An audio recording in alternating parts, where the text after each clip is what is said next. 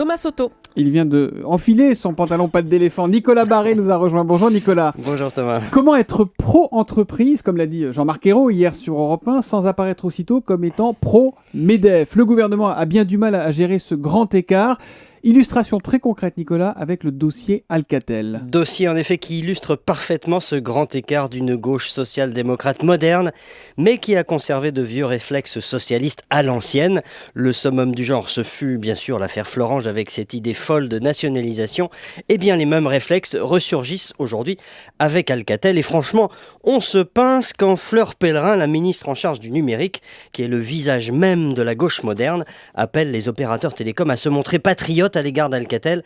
Elle sait pourtant mieux que personne que ce groupe réalise seulement 5% de son chiffre d'affaires en France.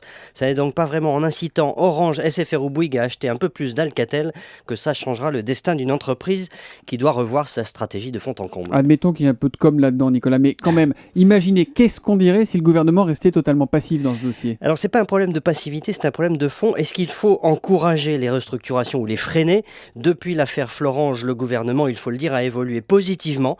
Michelin, Total, Schneider sont en train de restructurer plusieurs sites en France.